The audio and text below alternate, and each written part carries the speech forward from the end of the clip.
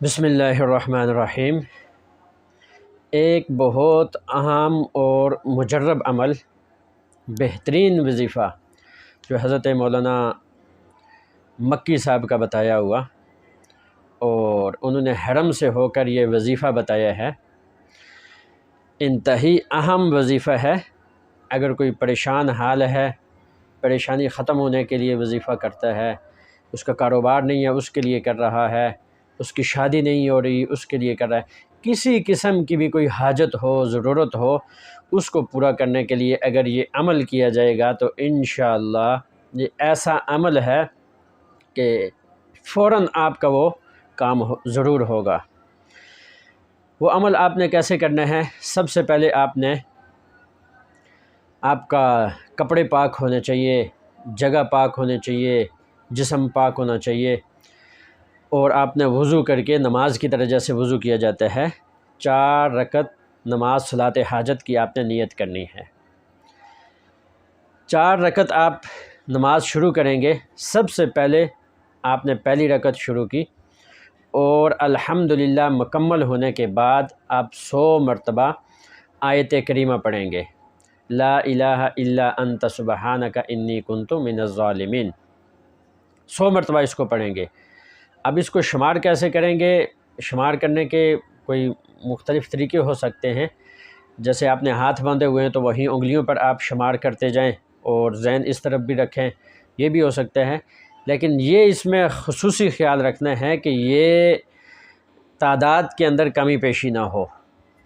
1 رکعت مکمل ہوگی، پھر اس کے بعد دوسری رکعت کے لیے آپ کھڑے ہو جائیں۔ اسی طرح آپ نے سورۃ الفاتحہ مکمل کی تو یہ آیت آپ پڑھیں گے، ربی انی مسنی الضر وانت ارحم الراحمین، اس آیت کو بھی آپ نے 100 مرتبہ پڑھنا ہے۔ 2 رکعتیں آپ کی مکمل ہوں گی، قعدہ اولیٰ میں بیٹھ کر تیسری رکعت کے لیے کھڑے ہوں گے۔ تیسری رکعت میں بھی اسی طرح سورۃ الفاتحہ کے بعد آپ نے یہ آیت پڑھنی ہے، وَأُفَوِّضُ أَمْرِي إِلَى اللَّهِ إِنَّ اللَّهَ بَصِيرٌ بِالْعِبَادِ، 100 مرتبہ اس کو پڑھنا ہے۔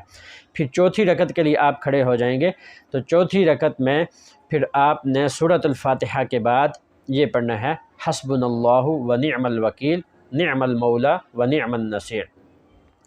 یہ آپ کی 4 رکعات آپ کی مکمل ہو جائیں گی، اور اس کے ساتھ ساتھ یہ 4 آیات بھی آپ کی مکمل ہو جائیں گی، اور آپ نے 4 رکعت مکمل کر لی۔ اس کے بعد آپ نے مکمل کرنے کے بعد سجدے کے اندر سر رکھ کر آپ نے یہ آیت پڑھنی ہے، ربی انی مغلوب فانتصر، اس کو آپ نے 100 مرتبہ پڑھنا ہے۔